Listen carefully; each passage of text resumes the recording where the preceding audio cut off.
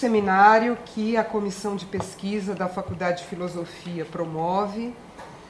O primeiro foi no dia 20 de setembro, e essa ideia já vinha sendo maturada há pelo menos um ano, em função dos desafios que têm aparecido cada vez com mais frequência para nós das humanidades no que diz respeito à ética em pesquisa. Então, como é sabido, em muitas das nossas unidades não existem comitês de ética em pesquisa, o que faz com que, quando surge essa demanda, nós tenhamos que correr atrás de comitês existentes,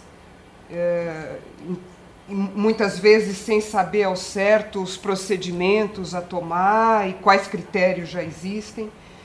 Então, o objetivo destes seminários, cuja ideia é que ocorram em série, cada vez acumulando mais conhecimentos de todos nós, é justamente criar um chão comum para que nós possamos nos posicionar. Eu acho que, né, há uma demanda e nós estamos um pouco reativos e não propositivos.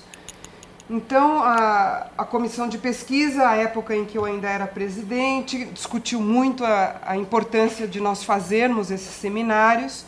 O Joca, o João Paulo, da Ciência Política, assumiu a presidência da comissão e encampou a proposta. A partir de 1º de setembro, ele se tornou presidente da comissão.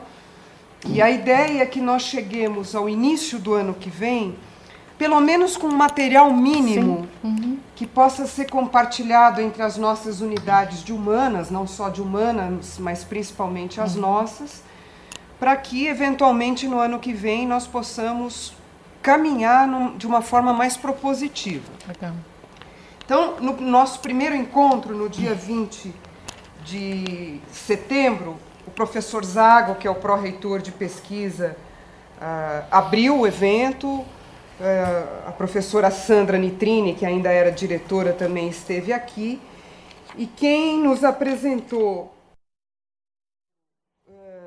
geral da situação hoje em ética em pesquisa foi o professor Negrão, atual diretor da Faculdade de Educação Física aqui da USP, da Escola de Educação Física. Ele é assessor da FAPESP e a Flávia estava aqui, não sei se mais alguns colegas estavam. Ele apresentou um quadro bastante claro, na minha opinião, embora panorâmico, de como hoje, especialmente a FAPESP, se coloca diante das questões de ética em pesquisa. E acho que ficou claro para todos nós que a FAPESP se coloca de forma cada vez mais incisiva, no sentido de exigir que os pesquisadores já enviem seus projetos, tendo passado por comitês de ética. Isso já é uma prática nas áreas de exatas, biológicas, e cada vez mais vem colonizando a área das humanidades. Então, a ideia hoje, depois desse panorama geral que o professor Negrão nos deu, cujo resumo nós pretendemos em breve disponibilizar no site da comissão de pesquisa aqui da faculdade, a ideia hoje é nós avançarmos com os depoimentos da Flávia Schilling, amiga querida, fomos colegas aqui no curso de Ciências Sociais, na pós-graduação. A Flávia fez aqui a pós-graduação em Sociologia, hoje é professora da Faculdade de Educação. Não há ainda um comitê de ética formado na Faculdade de Educação, então a Flávia vai nos trazer, enfim, os desafios que lá eles têm enfrentado nesse sentido. E o professor Marcelo, do Instituto de Psicologia, que muito gentilmente aceitou estar conosco, vai nos contar a experiência do Instituto de Psicologia, onde já existe uma comissão de ética em pesquisa. Então, são duas experiências importantíssimas, né, de uma unidade em que há muita demanda, mas o comitê ainda não se constituiu, de outra unidade em que também há muita demanda, em que, inclusive, demandas de outras unidades têm sido direcionadas para o Instituto de Psicologia. Exatamente. E como eles vêm lidando com isso. Tá? Então, muitíssimo obrigada aos dois, a todos.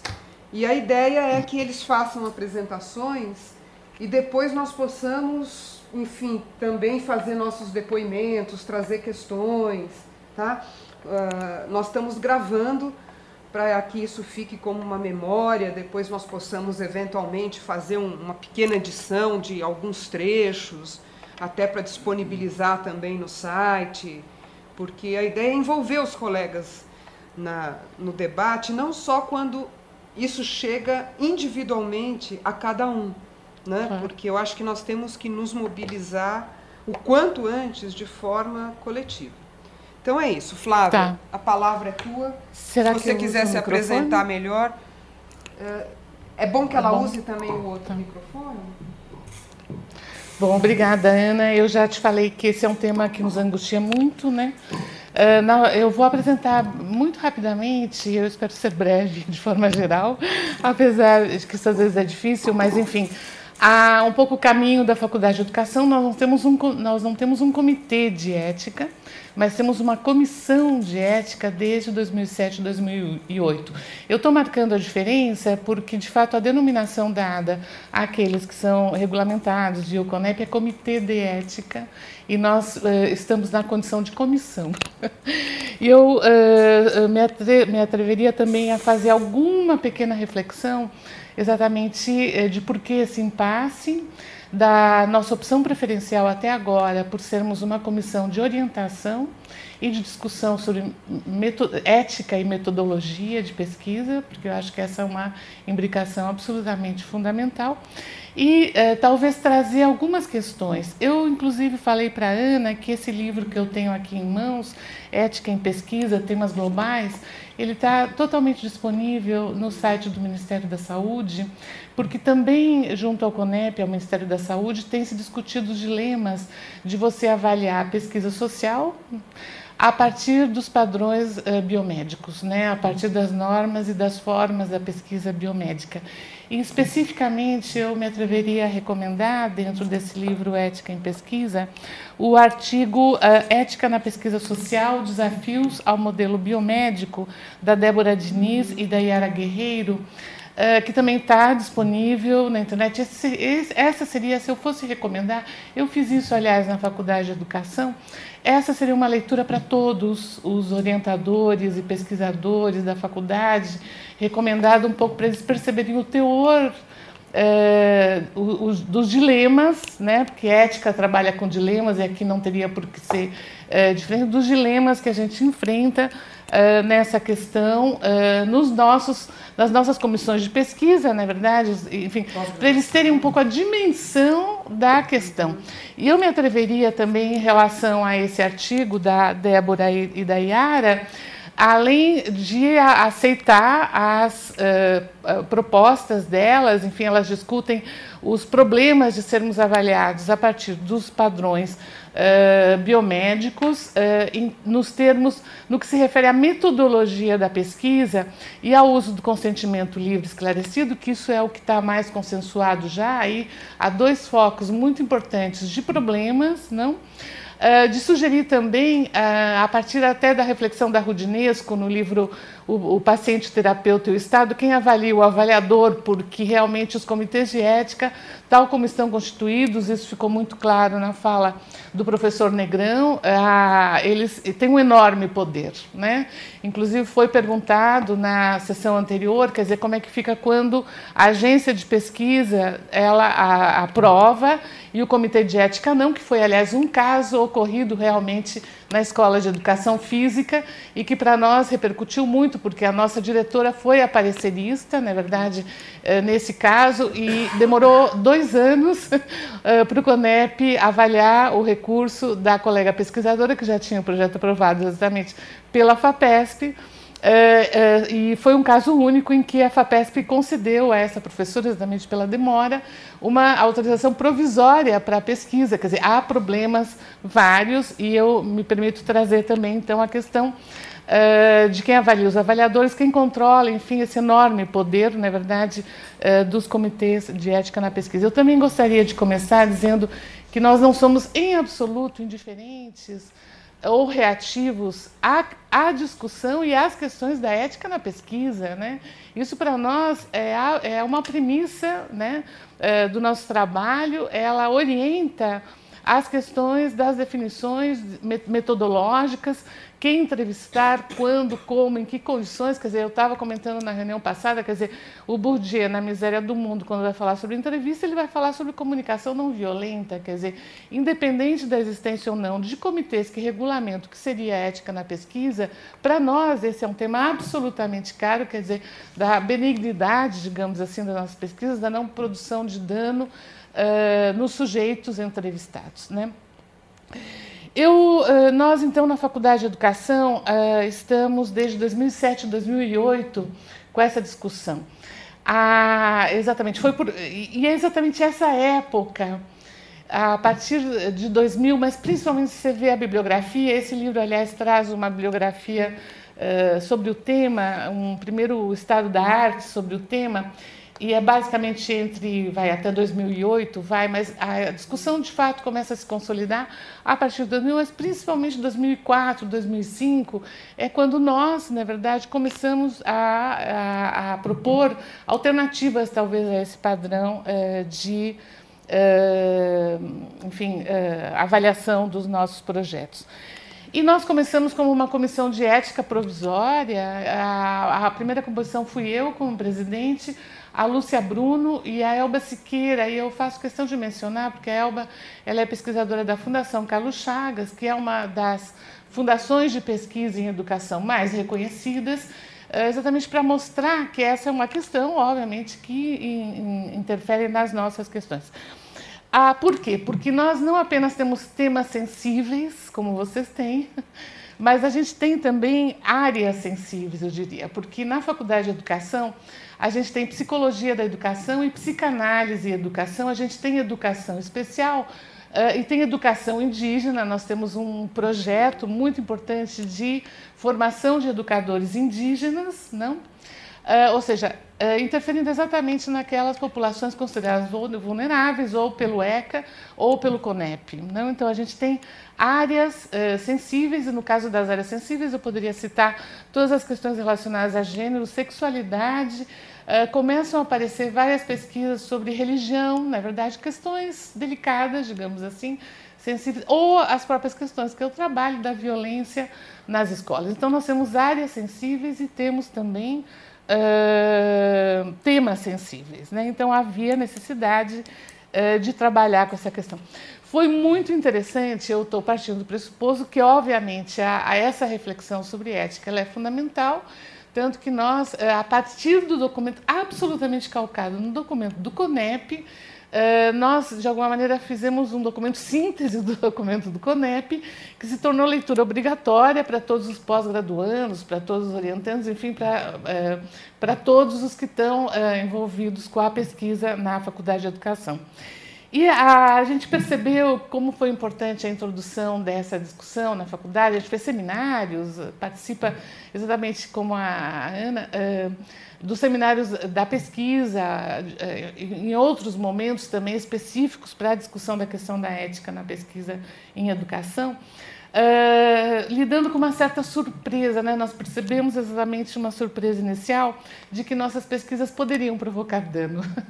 Né? Então, eu creio que essa é uma primeira questão que eu quero trazer, que é importante para a nossa discussão e que, para nós, há, obviamente, uma série de precauções corriqueiramente tomadas enquanto metodologia de pesquisa, mas a possibilidade de que nossas pesquisas, tal como o CONEP diz, elas a priori produziriam dano, mesmo que reduzido, causou uma certa surpresa, e creio que isso também merece uma reflexão político-ética, inclusive, bem detalhada, porque, enfim, estamos nisso, né? Já existem os princípios, eu brinco, os 10 mandamentos do princípio da precaução, estamos na sociedade do risco, então a questão do dano, na verdade, se coloca de uma maneira generalizada. E eu não sei se a gente precisa assumir essa questão de todas as nossas ações produzem dano. Daqui a uma semana, eu estarei conversando com os funcionários na faculdade, no marco dos eventos que eles fazem de segurança sobre o trabalho, sobre as questões do dano moral, né? Então, eu estou chamando a atenção porque essa não é uma discussão isolada, ela ocorre num contexto, ela tem repercussões, e a questão delicadíssima, né, nas relações de trabalho na universidade, como é que elas, de alguma maneira, precisam ser, porque a questão do dano está colocada via o dano moral, né? Então, há novidades nesse sentido, às quais a gente não pode, de alguma maneira, se furtar. Eu tenho trabalhado de uma forma obsessiva e recorrente, maníaca, eu diria, né, com uma série de perguntas, né, que eu quero que todos os pesquisadores se façam e que tem a ver com esse nosso trabalho de orientação das pesquisas e de uma reflexão acurada metodológica. Eu vou só ler um pouquinho as perguntas para vocês perceberem como elas ajudam, auxiliam na orientação exatamente das questões sobre a ética na pesquisa, né? A primeira é: para que faço a pesquisa, né? Aparentemente essa questão é muito simples, ela não é nada simples. O que eu pretendo com essa pesquisa, né? Quem pode me ajudar nessa pesquisa? Eu já vou dar alguns exemplos para ilustrar. Uma das pesquisas que nos foi enviada para aparecer, eu não vou falar aparecer, vou falar orientação, foi uma que lidava com crianças e jovens provenientes de famílias cujas mães apresentavam bipolaridade, né? Então, eu queria um pouco perceber os efeitos nessas crianças, ou jovens, etc. Então, quem pode me ajudar nessa pesquisa? A minha orientação foi no sentido: não trabalha com as crianças, deixa as crianças de lado, porque eu creio que quem pode me ajudar nessa pesquisa, essa pergunta é suficientemente respondida, eu propondo que são os jovens, né? Porque os jovens já têm uma fortaleza maior. Enfim, você pode trabalhar de uma outra maneira com as entrevistas, né?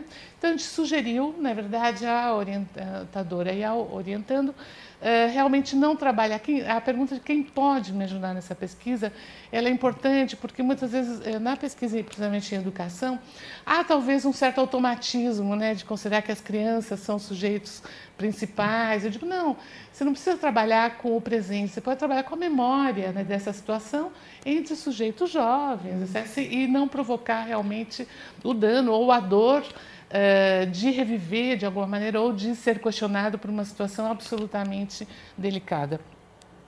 A outra questão é de que forma pode me ajudar, né? Então, eu estou falando essas perguntas porque a gente às vezes cai em automatismos na pesquisa, né? Então, é sempre, talvez, entrevista de profundidade. Às vezes, então, vamos problematizar um pouco, talvez ampliar, né, o tipo de instrumentos que a gente utiliza na pesquisa, de que forma esse sujeito pode me ajudar. Como farei a pesquisa com esse sujeito? Quer dizer, essa questão do como, exatamente visando a redução da possibilidade de dor ou dano, ou desconforto ou sofrimento, né? Esse cuidado, né, daí a comunicação não violenta do Bourdieu, mas do lugar propício, do momento certo, do tempo do sujeito, quer dizer, o respeito pelas condições em que você vai falar. E o que perguntarei, né? Porque eu estava comentando, e isso é bastante falado aqui nas discussões sobre ética em pesquisa, esse texto que eu citei, a questão do que perguntarei. Geralmente é detectada a possibilidade do dano na coleta do dado, né? Como se esse fosse um momento realmente em que, claro, às vezes você está trabalhando temas sensíveis e há uma emoção envolvida, o que não quer dizer que isso produza dano necessariamente. O fato de haver emoção envolvida, essa é uma das dificuldades para exatamente o pessoal da biomédica. Isso não quer dizer que houve dano. Ao final da entrevista, muitas pessoas falam: olha, foi a primeira vez que eu tive a chance de falar sobre essas coisas, obrigada por ter me aberto esse espaço, né? Mas o que perguntarei, de alguma maneira, é um dos momentos detectados como sendo de possível dano ao outro, exatamente pela invasividade, né?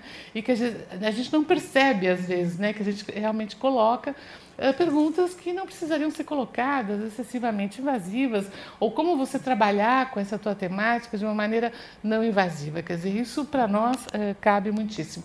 Já para ir adiantando a discussão, se é bastante visível para nós de que o momento da coleta, na verdade, eu estou até contrariando um pouco a opinião das autoras do texto, é um momento em que é possível essa produção do dano, daí o cuidado, né, o que perguntarei, e novamente, para que perguntarei, né, na verdade, essa pergunta ela é realmente necessária. O momento da análise dos dados para nós na Faculdade de Educação é um momento especialmente delicado. Ele é especialmente delicado por quê? Porque eu estou trabalhando talvez com um fracasso escolar, por exemplo, dou um exemplo, ou o fracasso da escola, né? Como é que eu divulgo esse dado, na verdade, obviamente preservando o sigilo em relação aos depoentes, ou a escola, obviamente, mas a escola está, às vezes, contextualizada num determinado território que foi descrito, e as pessoas no lugar, elas na hora reconhecem. Quer dizer, como é que você preserva, de alguma maneira, a questão do fracasso daquela escola em relação a algumas questões, na verdade, e que podem, obviamente, produzir muito desconforto ou até algum tipo de dano em relação à imagem daquela instituição, não sei. Então, o que perguntarei, para que perguntarei, que tem a ver mais com a fase da coleta, ela não nos pode deixar de perceber que também a fase da análise, eu sempre digo assim para os alunos, sejam justos, né, com o dado que você construiu, que você produziu, né? Seja justo com os teus depoentes em relação ao que eles te falaram. Olha como você está cortando essas falas, na verdade, como é que você apresenta aquilo, seguindo os princípios, eu diria, não apenas da ética, mas da justiça, né? Então, bom, a outra pergunta, né? O que farei com o que perguntarei, que é exatamente essa a dimensão, quer dizer, eu construí um dado a partir da minha entrevista, como eu apresento ele, na verdade, para exatamente preservar novamente o sujeito do dano, e o que farei com o que perguntarei, e o que isso tem a ver com o que desejo saber, e aí a gente volta para a primeira pergunta, que é para que faço a pesquisa, né? Então, eu acho que esse é um roteiro que eu tenho trabalhado com os alunos na Faculdade de Educação de uma maneira obsessiva, recorrente, eu diria maníaca até, tá? Porque eu acho que elas ajudam exatamente esse nosso trabalho como comissão, não comitê de ética, mas como comissão de ética, no sentido deles se debruçarem, refletirem de uma maneira intensa sobre o que estamos fazendo enquanto pesquisadores em nossas pesquisas. Eu vou, talvez, chamar a atenção para algumas questões agora um pouquinho mais gerais do nosso trabalho, de orientação das pesquisas, no seguinte sentido, as autoras do texto, eu só vou citar novamente, Ética na Pesquisa Social, Desafios ao Modelo Biomédico, da Débora Diniz e da Yara Guerreiro, na verdade, elas chamam poderosamente a atenção para a dificuldade que é, segundo os padrões biomédicos, compreender a nossa questão da metodologia da pesquisa, né? Então, a questão da descrição daquela metodologia de pesquisa. E esse texto é muito interessante porque mostra alguns casos que são muito famosos. E eu queria citar um caso que é bem atual e que eu conversei bastante agora com o pesquisador a respeito, que é o seguinte: ele fez uma pesquisa, inclusive aqui está publicado na Antropologia, sobre o funk, né, os pancadões, não? É uma pesquisa excelente. Eu utilizei em sala de aula na graduação, a discussão que propicia, ela é fantástica. E o marco do trabalho é relações de gênero. Então, aquelas meninas, que lugar elas ocupam, né? Ele usa a Judith Butler, quer dizer, um referencial teórico muito refinado, interessante. E ele vai, isso não está dito no texto, mas ele vai ao pancadão levado por uma pessoa do tráfico, né? Eu estou falando isso porque é um dos exemplos dados aqui já de um pesquisador de ciências sociais que foi preso porque ele se negou a revelar a fonte, né? Se entre jornalistas é uma coisa absolutamente já definida de que ele não revelará o sigilo da fonte é preservado, isso não ocorre no nosso caso como pesquisadores sociais. Então, no caso, ele foi levado à cena do pancadão, na verdade, por uma pessoa do tráfico de drogas, né? Aqui é um caso, nos Estados Unidos uma pessoa foi presa, ficou algum tempo preso, porque se negou exatamente a revelar a fonte, digamos assim, da pesquisa. Aí há um primeiro problema, que é óbvio que você não vai falar isso quando você encaminha o projeto para aprovação num comitê de ética, se ele segue os padrões biomédicos. Ele foi dissimulado, né? A outra questão que é muito importante nas nossas pesquisas e que choca muito, né? Porque, claro, você não fará o termo de consentimento livre e esclarecido no pancadão da favelinha, né? E o pesquisador, ele vai dissimulado. Ele não vai lá dizendo, eu sou pesquisador, tá? Ele vai, como observador, ele está vivendo a cena, ele está descrevendo a cena, ele está dissimulado. Aí, em princípio, de acordo com o padrão biomédico, você está ferindo uma das duas, eu diria, questões muito fortes, que é a questão do pesquisador ser dissimulado e a ausência do termo de consentimento, né? Eu estou chamando a atenção sobre isso porque o tempo todo nós lidamos com isso, né? Então, essa é uma das questões mais sensíveis, talvez, do ponto de vista da nossa metodologia de pesquisa, e que, de fato, eu creio que não produziu dano algum, você lê, e, ao contrário, é um artigo que contribui muitíssimo para a discussão das relações de gênero e sexualidade, né? Ele se revela extremamente potente, né, na situação de ensino. A discussão derivada, ela é fantástica, ela é uma pesquisa bem realizada, mas que de fato escapa a essa questão do ponto de vista da metodologia. Em relação, novamente, só para marcar, porque então tem assim, a questão de que no nosso planejamento metodológico, nós talvez não consigamos uma descrição tão clara quanto a da pesquisa em biológicas, né? Nós temos outra forma de trabalhar e eu acho que realmente a etnografia talvez se revele a mais obscura, digamos, né, para os comitês que estão aí atuando e que seguem o padrão biomédico, mas enfim. E a questão do termo do consentimento é a outra grande questão, que eu queria dar mais um exemplo, porque nós lidamos exatamente com a questão do dano e da prevenção ao dano, no caso de uma entrevista com meninas lésbicas nas escolas. Então, há uma série de pesquisas sobre educação sexual, orientação sexual, luta contra a homofobia e o papel que a escola pode ter nessa luta, enfim, e há poucos estudos sobre meninas lésbicas nas escolas. E aí a questão foi que elas tinham 16, 17 anos e haveria que pedir a autorização dos pais das meninas para a realização das pesquisas. E aí, exatamente o que nos determinou na orientação, lembra, a gente é uma comissão, não dá parecer, mas orienta exatamente esses casos em que há dúvidas, né? A gente assumiu o risco de não, as meninas próprias assinaram o termo de consentimento, porque o dano que seria provocado pela assinatura, sendo que você precisa, lembra no termo, descrever claramente qual é o teu objetivo, no caso, o estudo das meninas lésbicas, aí você vai pegar, poderia provocar danos gravíssimos para as meninas se os pais entrassem em contato com essa proposta. Então, a gente optou exatamente na linha da ética na pesquisa e da prevenção ao dano, na verdade, nessa pesquisa, pela autorização direta com as meninas, inclusive para não dar problemas.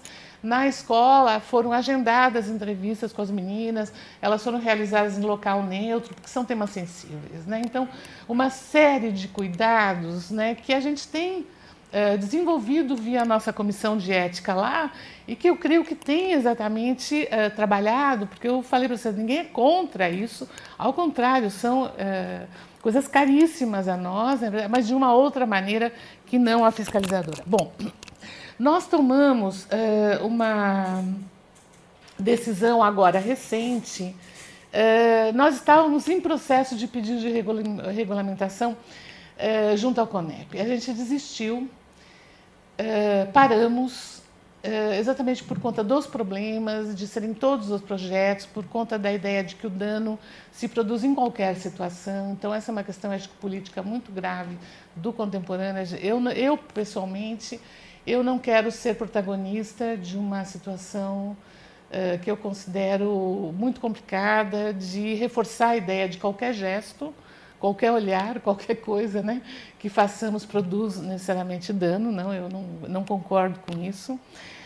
Então, nós paramos com isso e nós optamos porque todos os nossos alunos, por exemplo, que pedem a bolsa, né, CNPq, CAPES, etc., qualquer pedido, eles se obriguem, enquanto uma declaração de leitura do material sobre ética na pesquisa, e coloquem o seu parágrafo nos seus projetos que seguirão os princípios da ética na pesquisa com seres humanos. Ou seja, a gente está fazendo um trabalho um pouco de educação, na verdade, nesse sentido, para orientar a questão.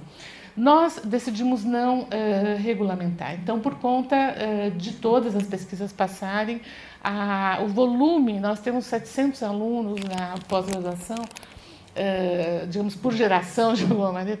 A gente tem um volume muito grande e nós seríamos talvez o primeiro na educação, e então isso realmente geraria uma demanda nacional e aí uma estrutura realmente imensa para dar conta dessa demanda. Nós não concordamos com a ideia, portanto, implícita de qualquer ação nossa produza dano, né? Eu acho que sim, a questão metodológica precisa ser muito discutida, mas não isso necessariamente produz dano.